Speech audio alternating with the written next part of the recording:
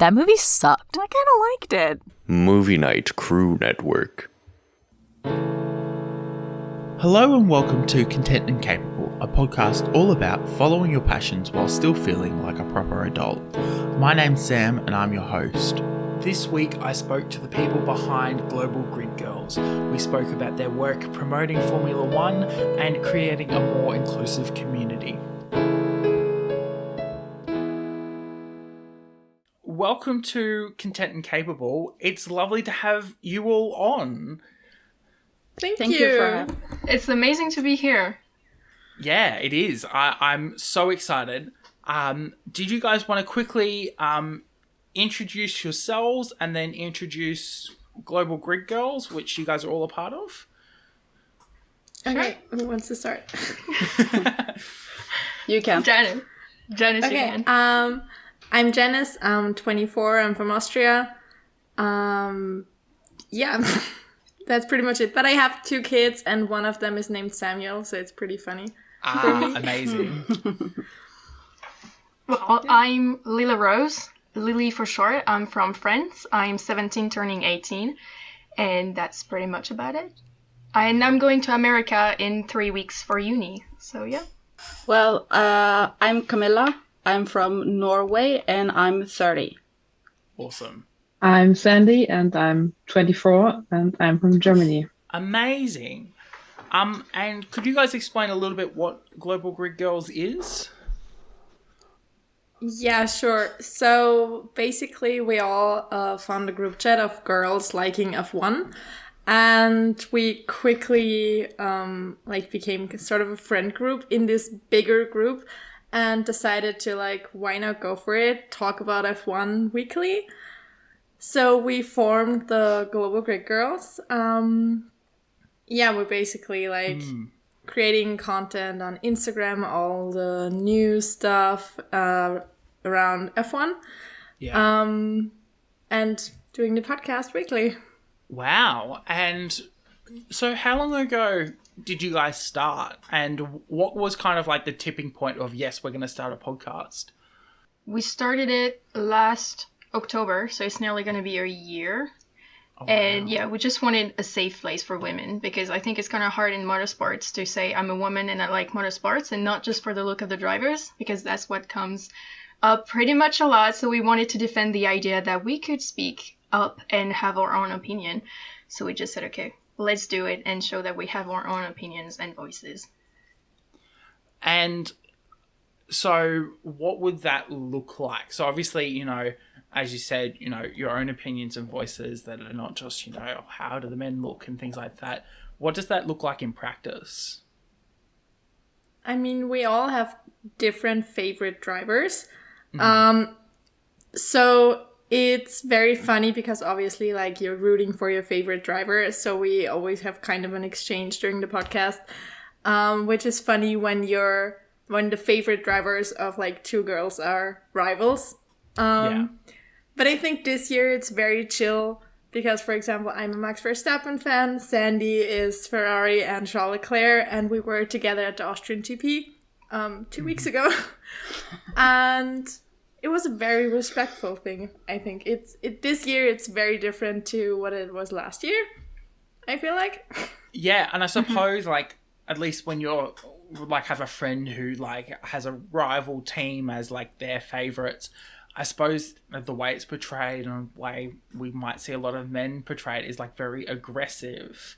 And so, as you said, that respect and that calmness, is that something that was intentional or kind of has just happened? I think it just happened. Yeah, I think so. It just comes like this. It just happens. I mean, obviously we try to intentionally not curse at each other or fight with each other. It's not something we would try to do, but it just came naturally because we're all we're all friends now, so we all try to have a respectful conversation with each other. Mm-hmm. I guess we've always been on the same page, so it was pretty easy. True.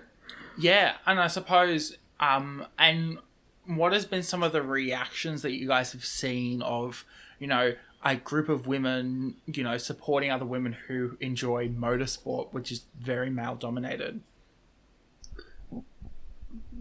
Very different. Like, of course, there are always a few people who are like, oh yeah, as if you know anything about them. You probably started watching through like Drive to Survive. That's like a newer insult for new F1 fans. Oh, you started watching it through Netflix, and but we also get a lot of support, especially from young women who try to get into the sport, because everyone is new to it at some point, you know what I mean? So when you start and immediately get like gatekeepers telling you, oh, you know nothing, you're just here because they look hot, that's not going to help anyone. So we try to actually give out the information that young fans might need to actually see the bigger picture, if that makes sense. Kamilla, you mentioned that you came from Drive to Survive. Yep. What was the appeal of Drive to Survive? I haven't watched any of it, for context. I know it's huge, and I do appreciate, you know, that, but like I've never seen it. What appealed, you know, you to F1 through that? To be honest, I didn't have anything to watch. And and my cousin was like, oh, you have to watch Drive to Survive. And I was like, nah, I'm not a car girl, so why should I watch it? And he was like, no, just do it. And I started in the first episode, season 1, and I was hooked. I didn't turn it off until it was finished. And when I had seen everything, I was like, okay, now I want to see a race. So I joined him and some of his friends. We watched Silverstone last year, so I have now been watching for a whole year. Wow. Yay! And I also went with him to Silverstone this year. And yeah, I got hooked, and all the girls that I met in this group chat, they helped me understand everything, and I had a safe place where I could ask questions without being like, oh, of course you don't know because you're a girl. Like, I have to learn somewhere, and these girls help me. And they also like, because I sometimes struggle with understanding the big words. So then I'm like, okay, you have to like dumb it down to me so I understand, and they do. So I'm thankful. Yeah. It's fascinating that Drive to Survive has become, you know, obviously it's been used as an insult, but like it has become such a phenomenon that has drawn so many more people to Formula One, or so much more awareness of Formula One as a sport as well. I don't know. I find it really hard to articulate, but is that something that, you know, you guys could see really helping the sport, or is it something that, you know, I'm not quite sure on yet? I think it has both sides to it, because there's a side where you see the inside and you see everything that's going outside of the races in the paddocks and stuff. So it's really great. So it helps you a certain knowledge. I started watching it when I just got into F1. So it was really amazing understanding how it works, the strategy and everything. But on the other side, there's also a lot of drama that is overdone, if I may say. So they take some bits and pieces that they filmed, I feel like, and they put them all together. So sometimes some situations portrayed are not really truthful to what really happened. So it's like, I would say it's like a TV show. So you have great sides on both sides, but it has good sides as well. Yeah, it's very fascinating. I don't know. It's one of those things where I'm an Australian, so sport is a huge part, especially, what was I going to say? Especially, you know, ball sports, but as well as we have a big race in Australia, the Bathurst 1000, which is not Formula One, supercars. And it is just, like, it is a huge race. Everyone watches it in some way, shape or form. And it is a key cornerstone to my culture, but like at the same time, I have to acknowledge that as an Australian, that there are other countries out there that sport isn't a key cornerstone of their culture. And that the other thing that I was really curious on, especially when I started following your content, was how do you guys, like, you've been up close and personal, at least when you guys were, what was I listening to? I think it was recently in Austria. You guys were really up close and personal with the teams. How did you guys end up getting that kind of access? It was so cool. We all met up at my house before we went there. And I have seen a sign at a Harry Styles concert that said rock, paper, scissors. If I win, you have to play medicine or something. Like, doesn't matter. But I saw the video and sent it into the group chat and was like, girls, we have to do that. So we bought pit lane tour tickets, which are on Thursday before anything of the car action actually happens. And we brought the sign, and at first we were standing there like, should we do it? Should we not do it? But then I think it was Sandy who said like, oh, come on, fuck it, let's just do it. And then we were standing there. And almost every team did it with us. Like, every mechanic kind of came and did rock, paper, scissors with us. And the younger brother of Charles Leclerc, Arthur Leclerc, also did it with us, which was really fun. It was amazing to watch from afar. Like, to watch the videos, knowing that you did that, it was really amazing to do this. And then all of a sudden, Kim Illman? Whatever. He's very famous photographer for the whole F1 thing. And I was standing there with the sign in front of, I think, Aston Martin. And for some reason, he just came so close to my face, like half a meter, and held the camera in my face. And I turned bright red because at first I didn't even, acknowledge who he was. And they're like, oh my God, I know that man. Yeah. I suppose, especially Europe, being Europe-based, there's a lot more races around you guys. Is it really, I don't know, do you end up finding other like-minded people when you go to those races in person that aren't a part of that community? Personally, I haven't gone to many races. I just went to Monaco and didn't have any tickets. But I'm going Saturday in France, so I'm going to check. But yeah, I think there's a bit of everything at GPs. And obviously you're going to find people who share the same mindset as you. So that's amazing. There's really older fans, very young fans, new fans, just a bit of everything. And that's what's beautiful about the sports. Yeah. So yeah. And in terms of educating people about Formula One and sharing your passion, why did you guys feel, I'm not calling you out or anything, I don't mean any harm by this question, but why did you guys feel like it was necessary to create a social media platform and a podcast to share this? What did you see that was missing that you wanted to share? I think the diversity of our group. Because we started as 12 people from really all over the world, 11 countries, 3 continents and stuff, and very different age ranges, very different life situations that we're in. So I feel like for us it was kind of there should be something for everyone to relate a little bit, if that makes sense. Yeah. And for me, I didn't find very informative content creators before, especially women. I mean, there are a few very great ones, but not in this group setting, if that makes sense. Maybe I'm missing something. Maybe I just didn't find them, but it just felt right to form a group. Yeah. And the logistics of getting, 12...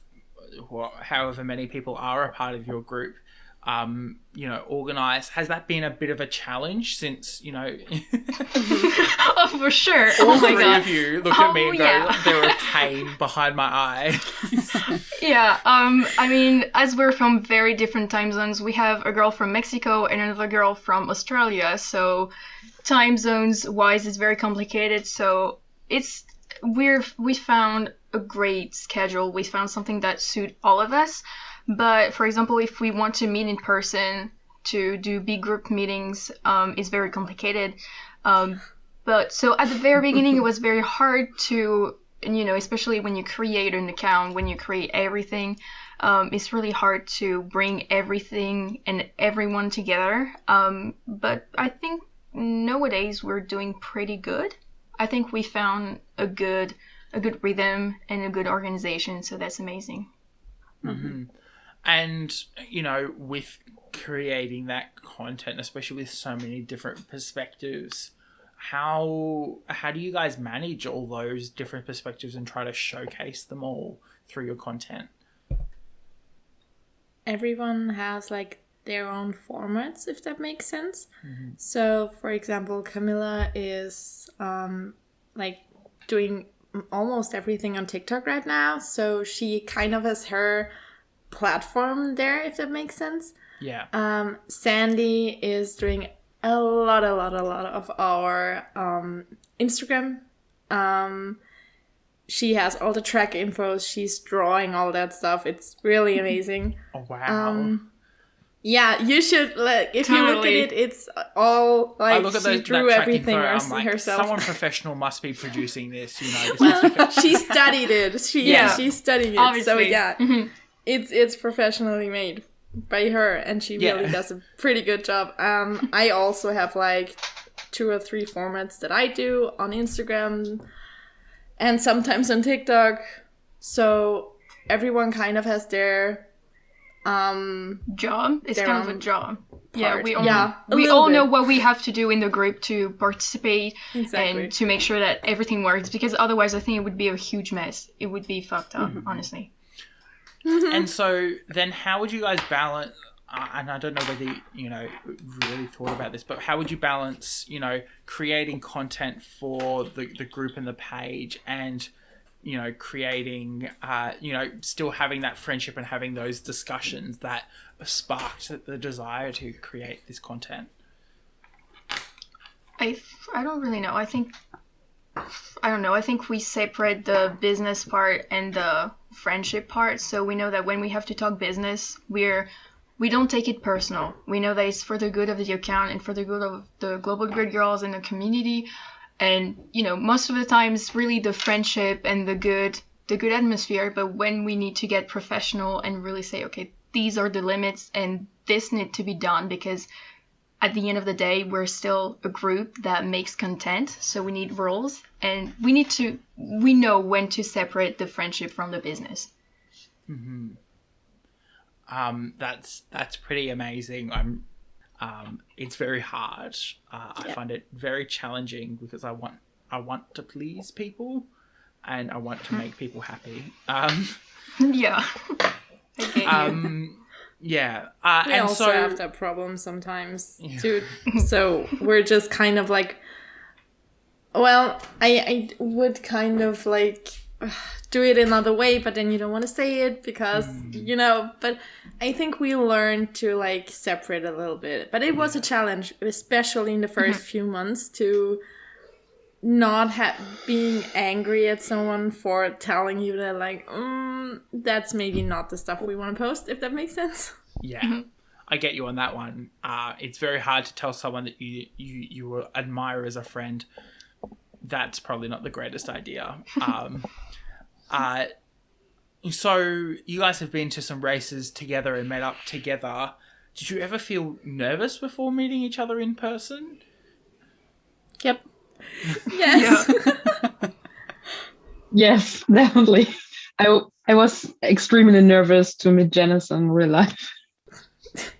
I think it was a little bit weird at first when you're talking for months and months online, see each other's faces once a week, but never actually meet each other in person. But I think we've that went away pretty quickly. We went to the campsite one day after that in the morning, and from that on, it was a normal friendship. Something I found really weird is seeing people below the torso and how their bodies look below the torso. I'm that's not how my brain... It's you've listened to someone on the radio for so long and then they look completely different to how your brain has created an image of them. It's below your torso is is so much more different than I thought it was going to be. Or you're shorter or taller than I thought you were. Absolutely. Yeah. Yeah, that's so hard. And especially I spent a day with Jamie in Monaco because we just happened to be there at the same time. And at first I was like, oh my God, just imagine if we don't have anything to talk about. I was so scared because, you see them, we see each other for about 45 minutes, let's say, every week on Zoom, but it's really not the same as having the physical contact, and so I was shitting my pants. But then at the end of the day, I asked my parents to stay longer because we kept having things to talk about, and that's what's amazing about meeting people. So you just end up not caring anymore. Yeah. It's also that weird safety thing.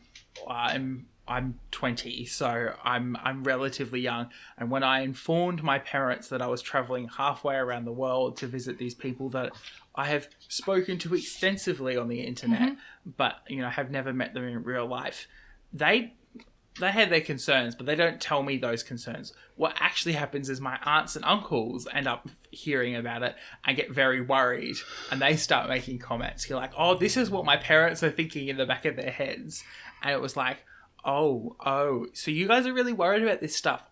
I've never really thought about it because I already know they're amazing people. I don't know. It's fascinating meeting people that you've seen online for the first time. It's also something that we haven't done a lot. We've met a lot of people online, especially through the pandemic, and now we're starting to see all these people in person, and it is this fascinating resetting of, oh, this is this person, and this is this person, and this is who they are physically as compared to online. Yeah. I don't know. Have you guys had to, have there been some, not expectations or boundaries, but I don't know, ideas in your head you've got to I've got to realign that a little bit now that I've met that person in person. Not necessarily a bad or a good thing, but oh, they're different. No.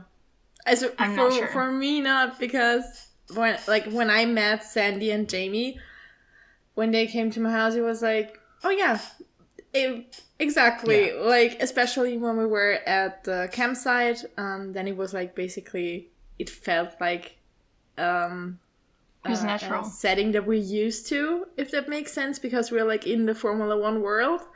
And the expectations were I don't know. It didn't it was fine. It was no weird. Yeah, look, and it's fascinating that there are some people who are we know each other so well, nothing changes.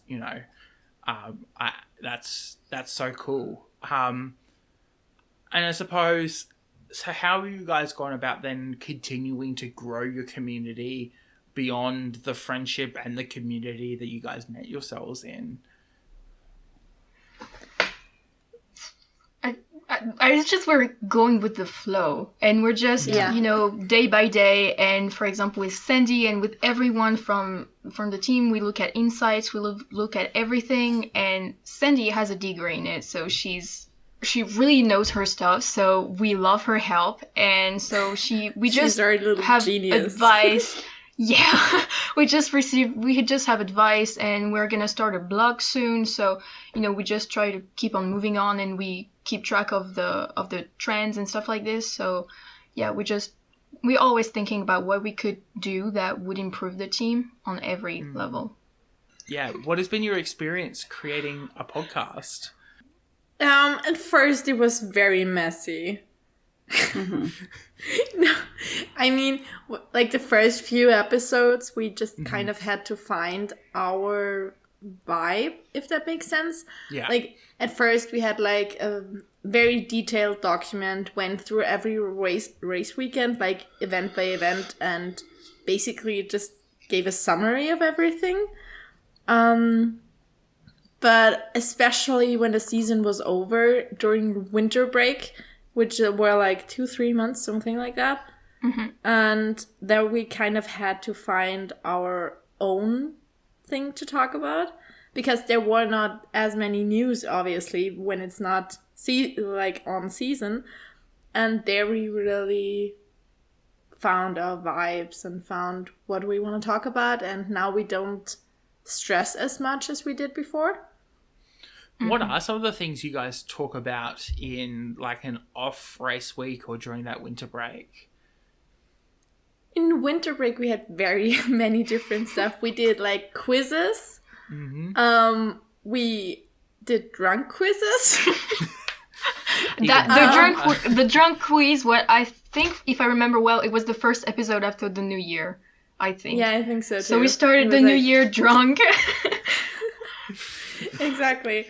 But kind of. Then we reacted to memes. We searched for memes and random content from Twitter because Twitter is a gold mine, honestly. So we just check, and if there's no race, we're just going over the news, and then we're just discussing what we discovered on the internet. Yeah. Yeah. And I suppose then, you know, an off race week is then talking about, I don't know, everything else that's happened between the races, I'm guessing. Yeah, exactly. It's more like kind of looking back to the race week before, if there like were penalties afterwards, or driver or team bosses like spoke up about something that happened during the last race, and also looking forward a little bit to the next Grand Prix, maybe give a little summary of what happened last year there, so everyone kind of has it back in their mind. Yeah, that's very fascinating, because those races are sometimes, you know, weekend after weekend, and then sometimes they are, you know, super far apart. Yeah, I mean, we have triple headers, so 3 races back to back. Yeah. And then we have summer break. Summer break. We have 2 races this coming right now, this week and next week. And then for a month there's just no race. Exactly. So 4 weeks. Just But that's like, for example, the perfect time to have guests. We also did that in winter break. I think we had 2 or 3 guests in winter break. So you kind of get in contact with other content creators to talk about everything that happened so far. Yeah, and how has, you know, interacting with other content creators about Formula One been? Has it been something that, not necessarily has it been good or bad, but what have you guys learnt with contacting and interacting with other content creators? People are really nice. Yeah. Surprisingly very welcoming. Really bad experience, like no. Especially like the TikTok creator community. That's where we like had the most contact with.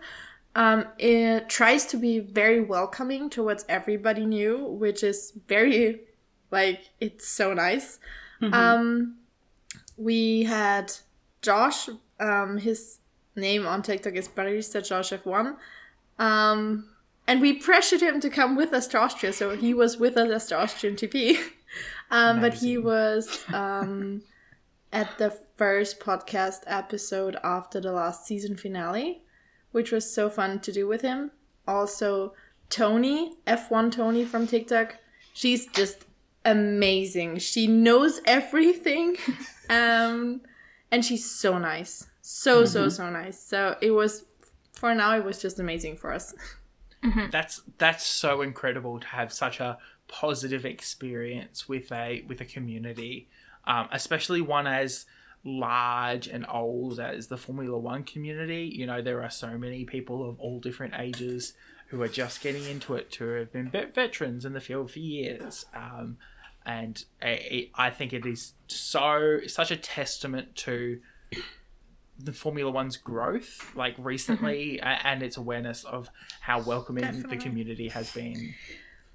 And I think teams are starting to follow the example, because we see content creator more and more at the teams, in the garage, at events or something. And it's very nice to see that they are acknowledging like this sort of media outlet, if that makes sense. I don't know if I'm saying that correctly, but because social media has become such a huge platform for it doesn't matter what it is, like basically for everything. And they're now starting to really work with it, which is very nice to see. Yeah. I think it's one of those things where if you can convince a larger creator that it is worth their time, or that they might be missing out by not engaging on a platform, I think it is like an overall net positive. You know, we're seeing this with brands on TikTok. Look at, you know, for example, Duolingo, where, you know, the brand has become so much more personable and so much more attractive because the people who are looking after that brand on social media are so much more, I want to almost say wholesome in general, because I feel like that's what it is. You know, just so much more wholesome. I just feel like you can also like relate to those accounts, and people who really engage with followers or with just everyone on social media, I feel like it's more accessible and it makes you feel more welcomed into their world, if I may say. So that's why it's also important to engage on social media. And that, as we said, social media is becoming a real big part of our lives. So we need to adjust to that, and that also thanks to communication. Communication is key. Yeah, 100%. Personally, how have you guys changed in terms of, you know, the approach you have to Formula One, or like you know, your relationship with Formula One since, you know, starting Global Grid Girls? I've been watching it for basically all my life with my dad or my uncles and stuff like that. But I never really found girls or women who also like it. And it feels like we said before, it feels like you can ask questions. It feels like you're not being called hysterical when you're screaming because someone crashed or because someone won or lost, if that makes sense. So just having the community, and we're basically during the races, we're always on our phones. Oh my God, did you see what just happened?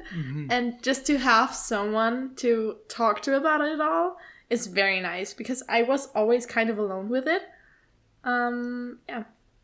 And it's also the knowledge. I've learned so many things since I joined this group and the community, because before I would just watch a race, you know, and not understanding, I wouldn't understand what this sign would mean or like what anything would mean really. And since I joined, I know that if I have any question, I can ask away and we would find answers, or I can speak up and I can speak my mind and say my doubts and just basically say anything, and I'm gonna get an answer. It's not just answers that I ask myself or ask people, but they don't really know the answer. So now I really do have an answer. So I feel more confident in my knowledge, and I know that I'm feeling more confident about the sport, if that makes sense. And looking towards the future, what do you want Formula One to look like in the future? I would more women. Yes, I would love to see a female driver, and just more women. Even if it's just in the garage. I mean, we have the W series and stuff, but yeah, there are some women in the paddocks and stuff, but we need some women in the cars to really show that it's accessible to really anyone. Yeah, but also just like becoming more inclusive towards everyone. Because especially I think we saw it in Austria, which was like, again, something happened where girls were harassed by other fans. And we were there, like the security was non-existent. And that's just, I mean, it was never okay. Don't get me wrong. Yeah. But we're now in a time where young girls, women, try to really get into the sport, and Formula One should definitely like make it accessible for them, make it possible for them to feel safe and to come to races. Yeah. And not having to form a group chat or being there in groups, or else, you know, don't know what happens, if you know what I mean. Yeah. So I think the industry already got this point, but the problem is the fan community. The male fan community is sometimes extremely toxic. I think with a lot of like large organizations, I'm thinking of things like Lord of the Rings, where there is a lot of like men who are like gatekeeping that content, and you know, when women try to get involved and learn and educate themselves, and then they feel confident maybe making critiques or comments, or you know, wanting to change it in a positive direction, and there's that pushback, and that what basically is toxic masculinity about, you know, things. I think that is incredibly damaging to communities which are always ever changing and are so fluid as well. You know, you don't have a community that stays still. You know, an active community is always changing. And it's amazing to watch the work that you guys do to help that the community change in the right direction as well. Thank you.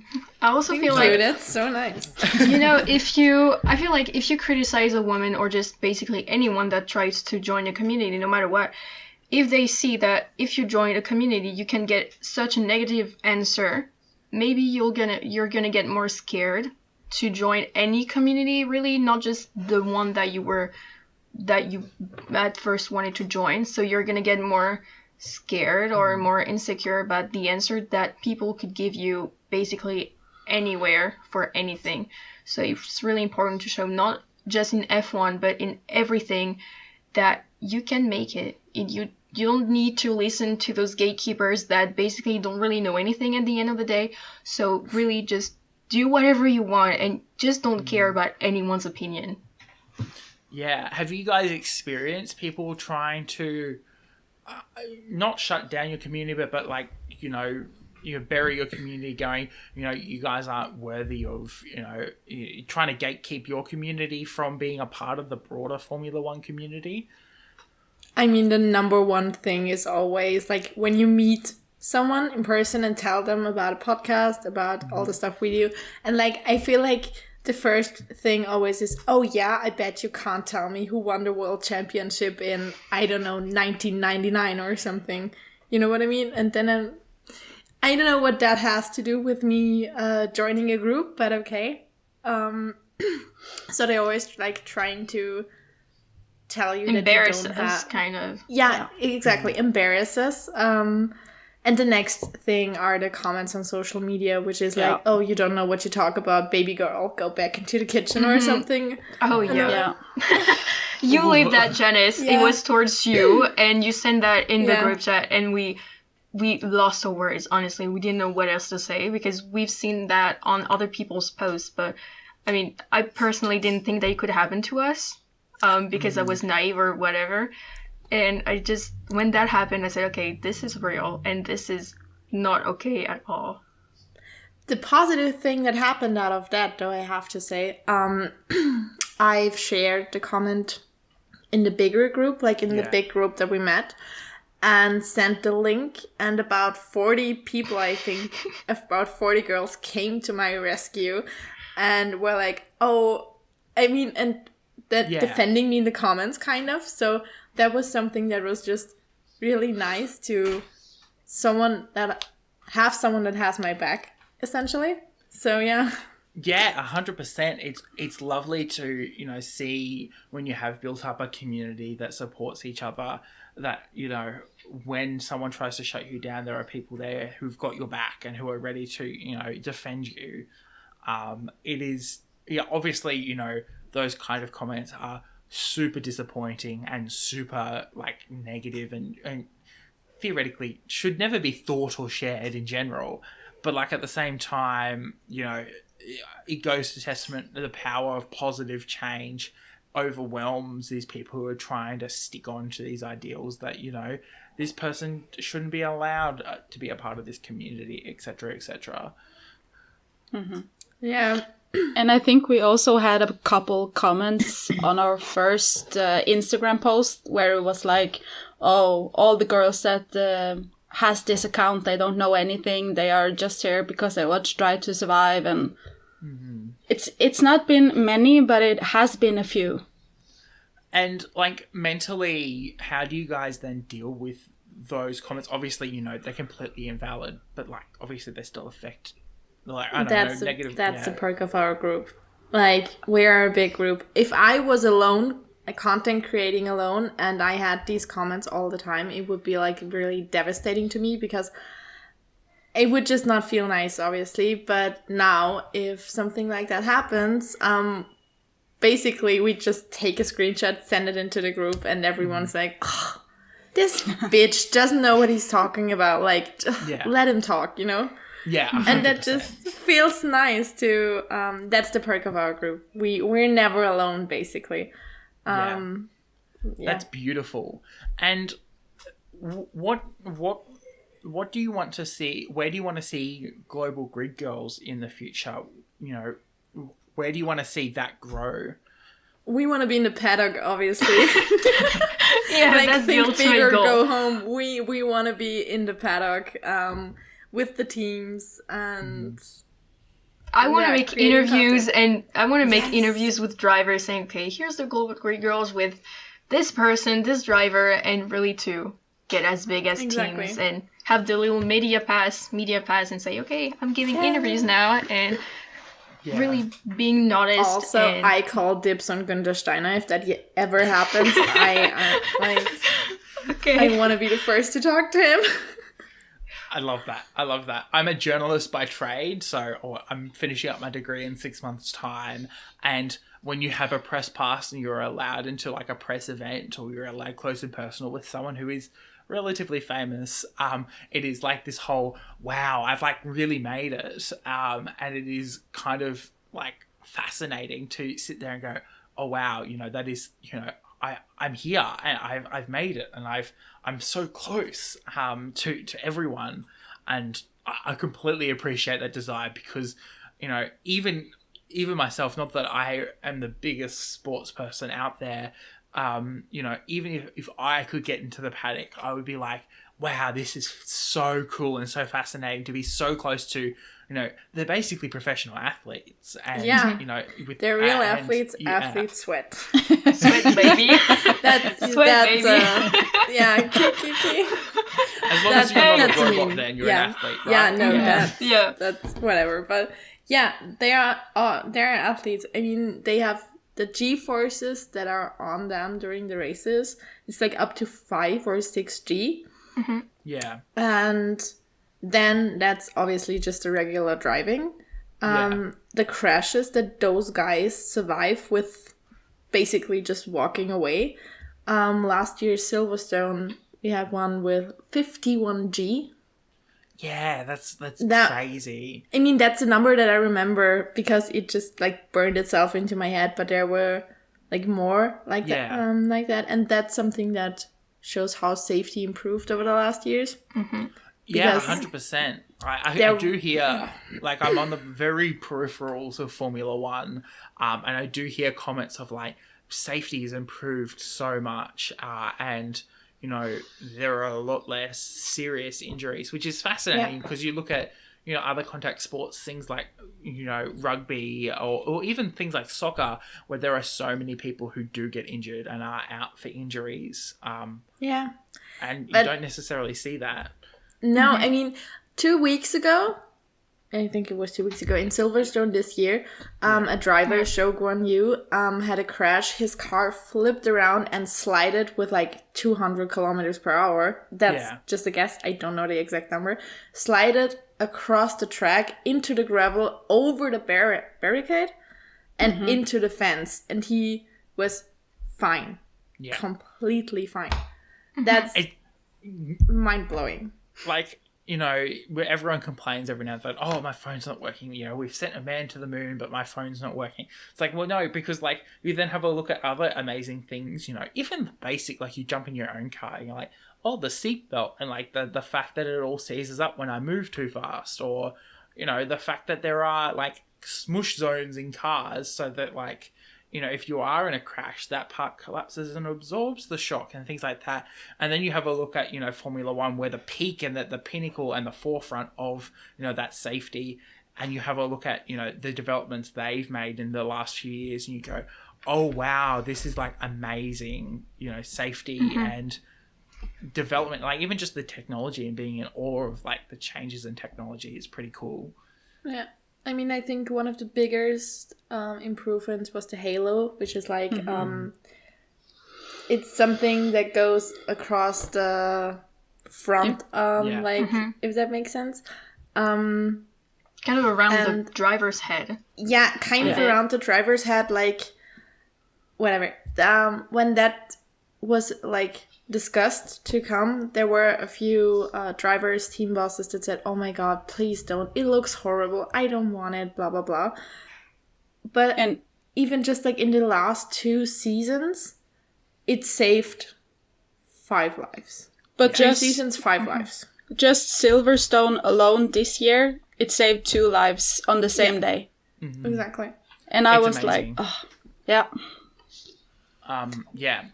It's so fascinating, and there's like, I think one of the beauties of an organization like Formula One is that there are so many different aspects you can like kind of obsess over and nerd out about, things from safety through to the production quality of the live streams and a whole bunch of other different bits and pieces, and you have a look and you go, wow,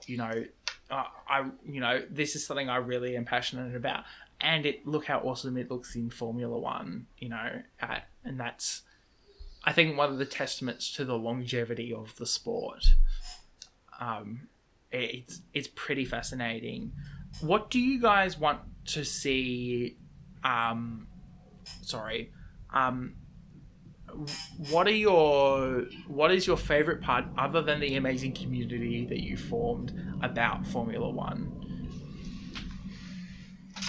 How fast and like just how the battles in Formula One are developing and how fast they are. I mean, they are fast, but then you're at the track and you see the car.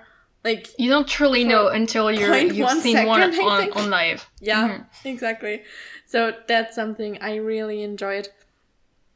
Just the driving itself. Something else for me would also be kind of like some morals. For example, not give up or don't listen to the critics, or some drivers really like to speak up about how they're treated, because sometimes fans just say horrible things about them or some other people. So they just say some little sentences that you can relate to, and if you're struggling a little bit, or just believe in your dreams, because getting into F1 is extremely hard. Only 20 seats in the F1 cars, so really don't give up, and even if it's hard, just keep pushing and keep going, and anything's possible if you work for it. So a lot of motivational quotes, if I may say. So it's not just the community, but it's also the lessons that you can learn.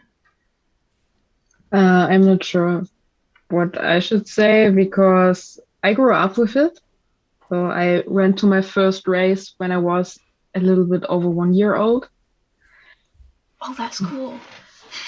It is probably cool, but I can't remember it.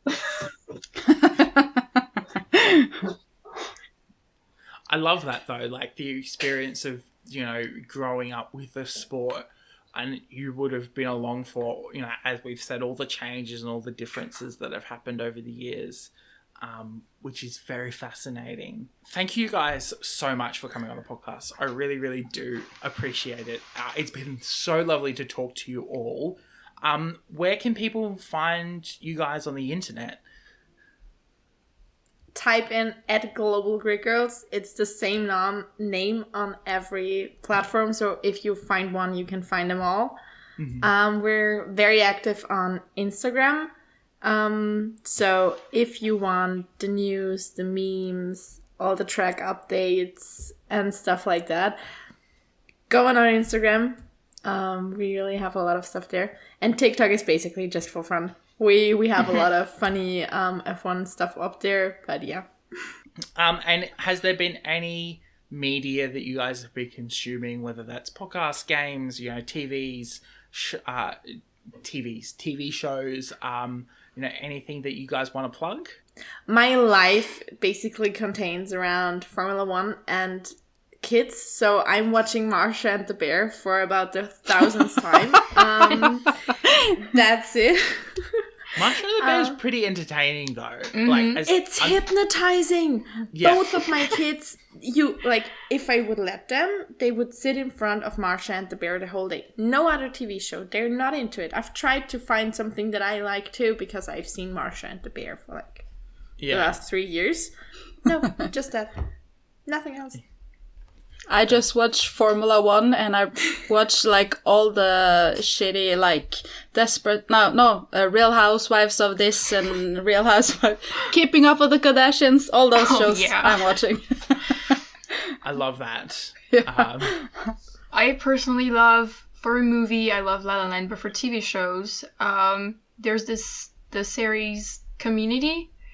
And I really love it because... I love Community. I love it. The humor, I just love the humor. I'm going to start uni, so I can't really relate to what they're doing in a TV show because obviously they're doing a lot of very weird and specific things. But if you're kind of into cinema and this kind of stuff, you can nearly, I think, each episode has its own style, and I think it's inspired from some movies, from some TV shows of the past and the late decades. So you can recognize some things like this, and there are some hints, and I think that's really funny to each time recognize where the inspiration come from. It is hilarious. I love that series so much. I just put it on to comfort watch now, just because and then, if I want to introduce someone, especially the paintball episodes, I'll oh my god. Episodes. Those are chaotic, and it's not just one episode about paintballs. It comes back. Yeah. I love it. My life is currently only F1 and my bachelor thesis, which I hand in end of August. So I would say my guilty pleasure is Keeping Up with the Kardashians. Wow, amazing. I've been watching this show since I was a kid.